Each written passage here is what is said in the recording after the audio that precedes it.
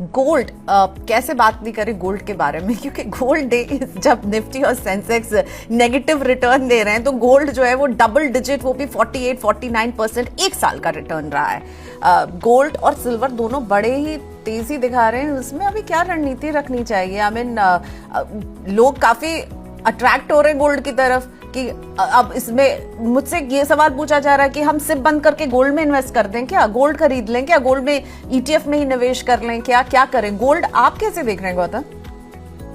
देखिए प्रियंका जी, बहुत typical retail investor behaviour है कि वो पिछले एक, देखिए म्यूचुअल फंड भी जब वो सिलेक्ट करते हैं पिछले एक साल में जो जिस म्यूचुअल फंड ने सबसे ज्यादा रिटर्न दिया है वो उसकी तरफ ग्रेविटेट हो जाते हैं। वैसे ही अभी gold silver as an asset class पिछले 12 महीने में अच्छा परफॉर्म किए हैं, इसलिए अब उसकी तरफ आकर्षित हो जा रहे हैं। लेकिन कुछ भी हो जाए, आपको अपनी एसआईपी नहीं तोड़नी है। एसआईपी का मतलब यही है कि जब मार्केट पिछले 12 महीने से रेंज बाउंड है और टाइम करेक्शन चल रहा है, इस टाइम आपको ज्यादा यूनिट्स मिलेंगी, you will get more units for your money.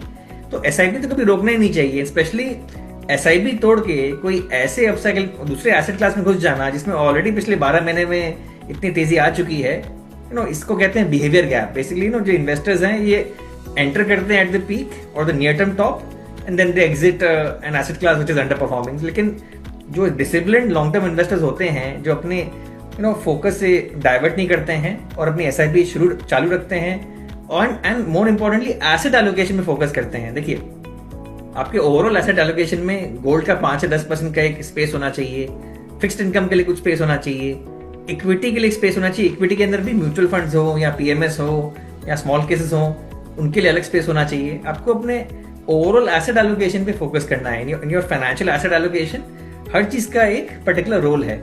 सो अभी जब इंडिया का मैक्रो इतना ज्यादा स्ट्रांग लग रहा है, सरकार की तरफ से मॉनेटरी एंड फिस्कल स्टिमुलस इतने बड़े स्केल में आ चुका है और एक अच्छा बेस बन गया है for the earnings growth to revive, ये वो समय नहीं है जब आपको इक्विटी से बाहर निकलना है। ये वो टाइम है जब आपको एक्चुअली अपना एसआईपीज बढ़ा के रखना है।